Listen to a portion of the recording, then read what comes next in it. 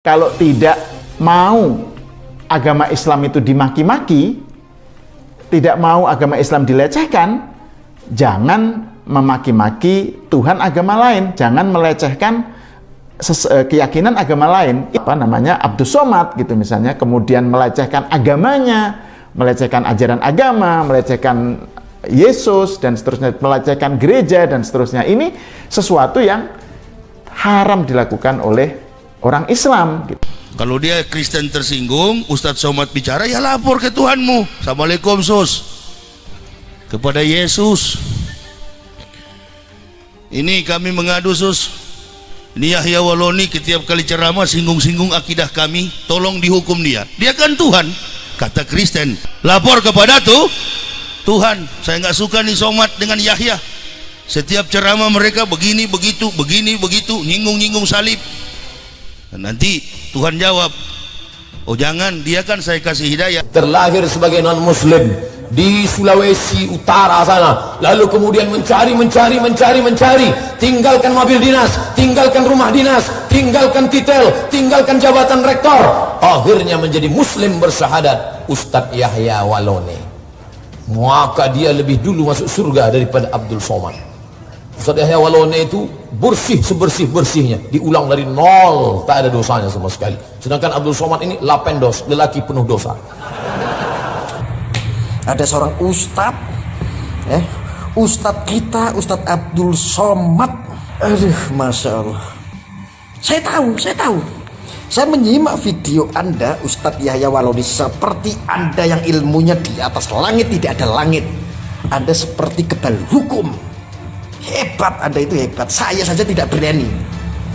Ya, tapi dengan segala resiko terpaksa saya berbicara seperti ini. Anda tidak hentikan, lihat saja nanti. Saya akan bikin satu wadah khusus untuk memberikan pelajaran terhadap Anda kalau memang Anda tidak bisa hentikan cuitan-cuitan Anda.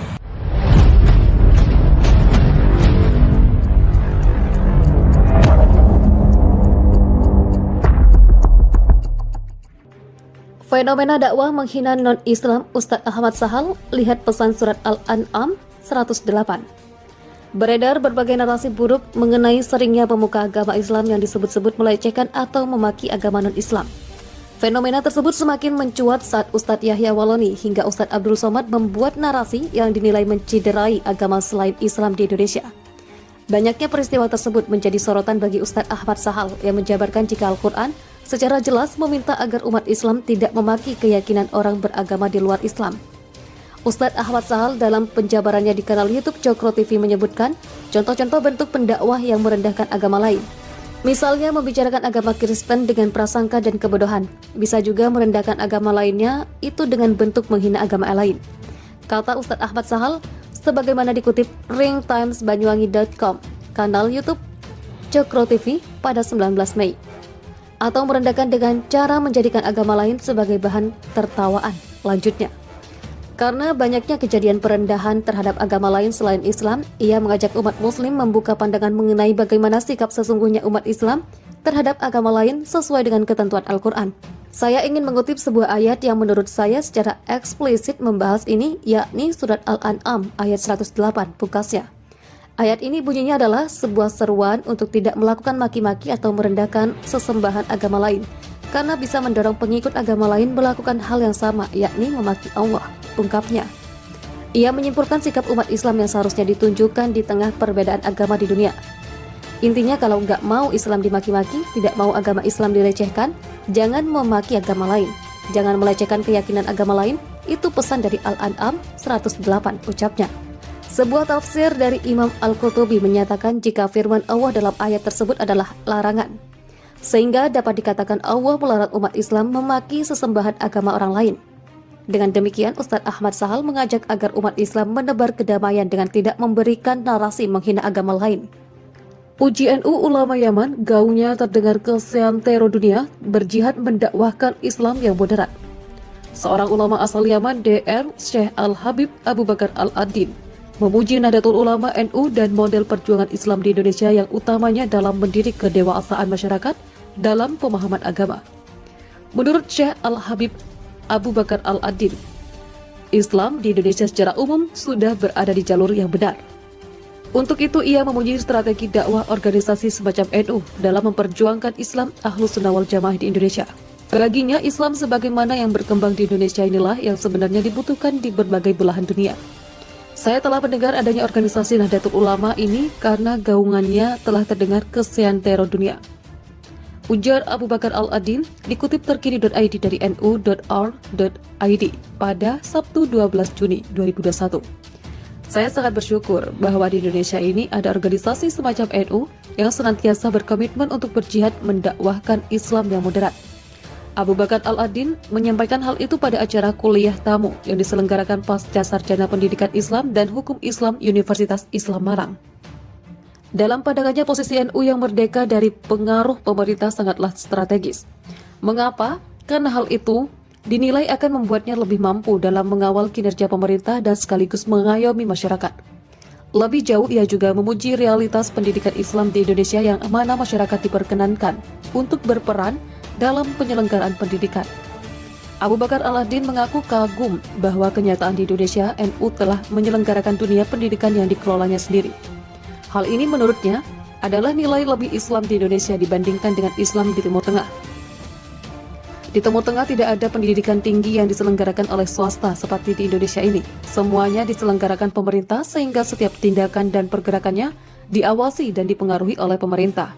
Dalam hal ini adalah nilai lebih Indonesia daripada Timur Tengah.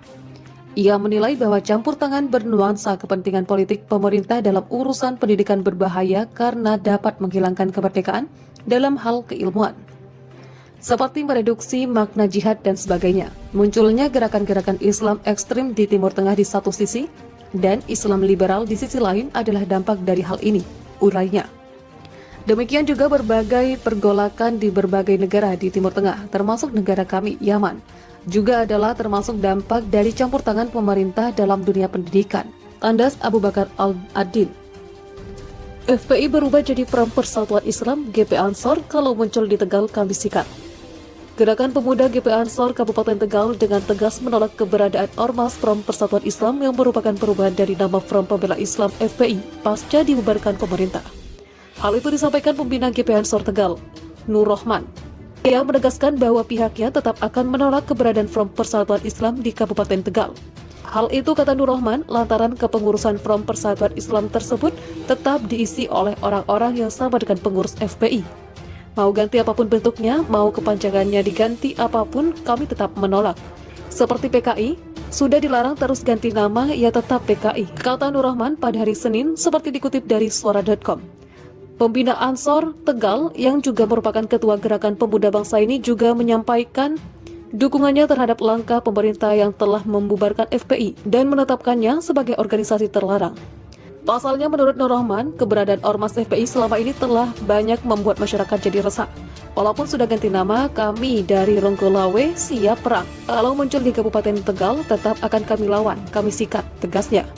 Berdasarkan pengamatannya, lanjut Nur Rahman, FPI memiliki kepengurusan dan cukup banyak simpatisan di Kabupaten Tegal. Mereka sebagian besar berada di Kecamatan Talang dan Bumi Jawa. Oleh karenanya, GP Ansor meminta kepada pihak kepolisian agar menindak tegas apabila Ormas FPI tersebut masih melakukan aktivitas di wilayah Kabupaten Tegal. Kepolisian harus membubarkan karena sudah menyatakan pemerintah sebagai organisasi terlarang, ujarnya. Soal ceramah menghina Dewi Tanjung, Yahya Waloni hanya mencari makan menjadi ustadz di agama Islam.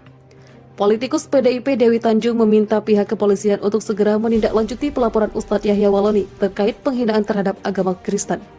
Dalam akun Twitter pribadinya, @Tanjung15, Dewi Tanjung berharap Yahya Waloni segera diproses hukum demi menjaga kerukunan antar umat beragama. Kepada aparat kepolisian, Nyai berharap laporan kepada Ustadz abal-abal yang bernama Yahya Waloni segera diproses demi terciptanya kerukunan antar umat beragama, cuitnya pada hari Selasa. Menurut Dewi, Yahya Waloni bukan ulama dan tak pantas dianut umat. Ia menyebut Yahya Waloni hanya mencari makan di agama Islam. Yahya Waloni bukan ustadz atau ulama, dia numpang nyari makan menjadi ustadz di agama Islam, tuturnya. Orang seperti Yahya, lanjut Dewi, tidak boleh dibiarkan berulah semuanya. Orang seperti Yahya, lanjut Dewi, tidak boleh dibiarkan berulah semaunya. Tangkap Yahya Waloni, tulisnya. Sebelumnya, Ustadz Yahya Waloni kembali melontarkan pernyataan kontroversial. Ia menyebut semua firman Tuhan umat Kristen palsu.